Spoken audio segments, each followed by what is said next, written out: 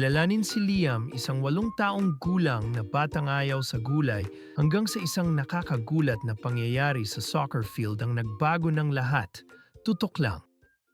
Masayain at maliksing bata si Liam. Mahilig siya sa soccer at masarap na pagkain, pero galit siya sa gulay. Carrots? Ayoko. Broccoli? Kadiri? Spinach? Never. Yan lagi ang sigaw ni Liam tuwing may gulay sa mesa. Lumipas ang mga araw, naging linggo, naging buwan. Kahit anong gawin sa gulay, lagi pa ring tinatanggihan ni Liam.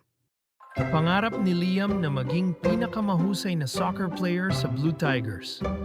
Araw-araw siyang masiglang nag-eensayo. Dumating na ang malaking araw, ang School Soccer Championship. Sabik na sabik si Liam na maglaro at maka-score para sa kanyang team. Nagsimula na ang laro. Tumakbo si Liam, nag-dribble, nagpasa, binigay ang lahat. Sigawan ng buong crowd sa tuwa. Pero biglang may nangyaring kakaiba. Nanlambot ang mga paa ni Liam, bumilis ang tibok ng puso at bumuhos ang pawis sa kanyang mukha. Sinubukan niyang tumakbo pero nanlalambot ang katawan niya. Nanginginig ang mga braso, kapos sa hininga, at bigla siyang bumagsak sa gitna ng field. Tahimik ang lahat. Lumapit ang kanyang ina, umiiyak at tinatawag si Liam. Halos hindi na niya maidilat ang kanyang mga mata. Sa ospital, maingat na sinuri si Liam ng mga doktor. Habang nagpapahinga siya, tahimik silang nakipag-usap sa kanyang ina. Maya-maya, lumapit ang doktor kay Liam. Mahinahon niyang sabi, "Liam, kulang ka sa bitamina at mineral para mapanatiling malakas na pangangatawan." Nagpatuloy ang doktor, "Galing sa gulay ang mga nutrisyong ito, Liam. Kung wala niyan, hihina ang katawan mo at di ka makakalaro ng maayos." Ibig sabihin, kung kumain ako ng gulay, hindi sana ako bumagsak? Mas gagaling pa ako sa soccer?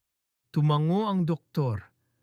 "Oh, Liam, ang gulay ang nagbibigay ng tunay na lakas, enerhiya, tibay at talas ng isip." Ng gabing yon, habang nakahiga, malalim ang iniisip ni Liam. Gusto niyang lumakas muli. Gusto niyang makabalik sa soccer. Nangako siya sa sarili niya. Kinabukasan, dinalhan siya ni Mommy ng broccoli, carrots at spinach. Kinakabahan si Liam pero handa na siya. Kinuha niya ang tinidor, huminga ng malalim at sumubo. Sa kanyang gulat, hindi pala ito masama. Simula noon, kumakain na si Liam ng gulay sa bawat pagkain. Broccoli, carrots, spinach, peas, pati na rin ang Brussels sprouts. Pagkalipas ng ilang linggo, mas malakas na si Liam. Mas mabilis, mas masigla, at puno ng enerhiya sa laro at sa eskwela. Dumating na ang susunod na malaking torneo. Pero ngayon, handang-handa na si Liam. Lumakad siya sa field ng may kumpiyansa. Mabilis at kapanapanabik ang laro. Tumakbo si Liam na parang hangin, nagdribble ng bola ng may galing at sigla. Sa huling sandali ng laro, pinakawalan ni Liam ang winning shot, goal. Nagkagulo sa tuwa ang buong crowd. Napasigaw sa tuwa si Mommy mula sa bleachers, puno ng pagmamalaki ang puso niya. Kumaway si Liam sa kanya, nakangiting puno ng saya. Pagkatapos ng laro, niyakap ni Liam ang kanyang ina. "Nagawa ko, Mommy," sabi niya. "Totoo nga, nakakapagpalakas talaga ang mga gulay." Simula noon, gustong-gusto na ni Liam ang gulay. Sabi niya sa mga kaklase niya, "Nakakapagpalakas talaga ang gulay." Wala nang away sa hapagkainan. Ngumiti ang kanyang ina habang masayang inuubos ni Liam ang bawat subo ng kanyang gulay. At kaya't lumaking malakas at malusog si Liam, masiglang naglalaro ng soccer at laging naaalala ang kapangyarihan ng gulay. At mula noon, namuhay si Liam ng masaya at malusog habang buhay.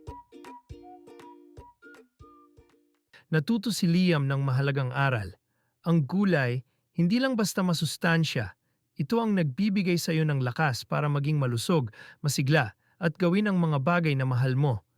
Kaya sa susunod na makita mo ang broccoli, carrots o spinach sa pinggan mo. Subukan mo. Tulad ni Liam, baka matuklasan mong ang gulay ang sikreto sa pagiging pinakamasigla at pinakamasayang ikaw. Maraming salamat sa panunood at huwag kalimutang abangan ang isa na namang kahanga-hangang kwento dito sa aming channel.